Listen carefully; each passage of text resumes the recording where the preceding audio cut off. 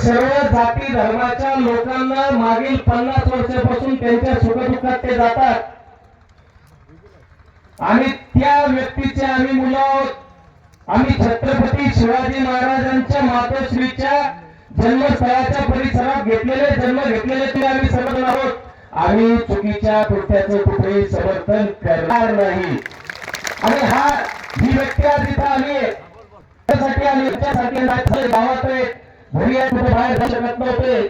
त्यांच्यासारखं चांगले विचार करणारे व्यक्ती राजकारणी तिथं गेले असते तर तो विषय न पालवता काय खरं झालं याचा विचार करून दोन्ही बाजूला ऐकून तिथे शांतता करण्याचा प्रयत्न केला असता. परंतु जे असं तिथं गेले वेगवेगळ्या जाती धर्माची लोक तिथं गेली त्यांनी द्वेष आणि द्वेषच पसरायचं काम केलं. आणि वाटतं की ज्या छत्रपती शिवाजी महाराजांच्या स्मारकातून हे जे राजकारण होतंय हे थांबलं पाहिजे. छत्रपती शिवाजी महाराजांनी कोणाचा द्वेष केला नाही, जातीभेद केला नाही.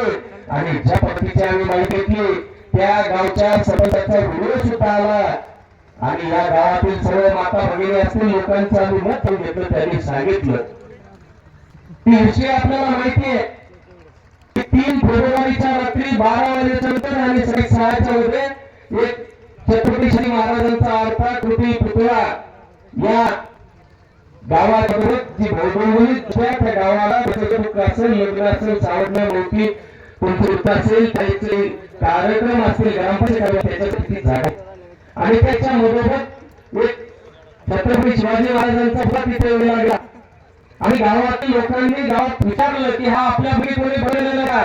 त्यावेळेला त्या गावातील कोणी समोर आलं नाही. त्यानंतर शेवटी या पुतळ्याची विटंबना होऊ नये आणि सर्व महापुरुषांचे पुतळे बसवण्याचा एक कायदा आहे आणि विनाप्रमाणे तुम्ही पुतळा बसवलेला आहे आणि महाराजांच्या पुतळ्याचं विटंबना होऊ नये म्हणून त्या गावातील लोकांनी पोलीस स्टेशनला आणि तहसील कार्यालयाला याबद्दलची माहिती दिली. त्यांनी सांगितलं की असंच आहे आणि त्या दरम्यान 8 फेब्रुवारीचा आदेश आला. प्रशासनाचा आदेश आहे.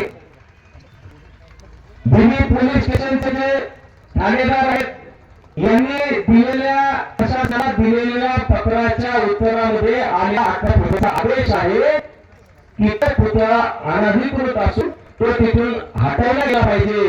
परंतु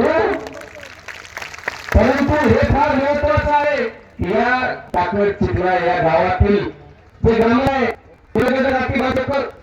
आणि विशेष करून वंजारी समाजाला टार्गेट करून ज्यांचं नाव घेतलं तर त्या समाजातील 102% जवळपास सगळ्याच लोकांनी सांगितलं की छत्रपती शिवाजी महाराज आमचे आहे, आमचे आधारस्तंभ आहेत, आमचं दैवत आहे. ही पुतळ्याला इथून कुठेतरी या गावामध्ये एक चांगली जागा बघून ही मधोमध जागा आहे, इथं लग्न कार्य काही होतात या पुढे पण मला झाली पाहिजे. गावातलं हे मधोमध वापरण्याची जागा असल्यामुळे आपण आशिवा रोड पुन्हा महाराज चांगल्या ठिकाणी आपण उभं करू. आणि त्या पद्धतीने सूत्र हल्ला केली वेगवेगळ्या विविध राजकीय लोकांना प्रशासनातल्या लोकांना बद्दलचं माहिती देण्यात आली त्याच्यासोबत झाली आणि त्यानंतर त्या 3 पैकी एका जागावर पुतळा बसवण्याचं ठरवलं. त्यासाठी त्या सभेने टाळ्या वाजून त्याचं स्वागत केलं. त्या गावामध्ये ओळख झाली आणि 90% लोक भिवानी समाजाचे होते ते लक्षात घ्या बांधवांनो. आणि त्यानंतर काही असे लोक होते की त्यांना नाही या गावात जातीय सलोखा राहिला नाही पाहिजे असे विचार म्हणावे लागतील. तर या आपण लोकशाही भारत देशामध्ये राहतो इथं कुठल्याही गोष्टीचा जर निर्णय होत असेल तर तो लोकशाही मार्गाने मतदानाने किंवा होतो.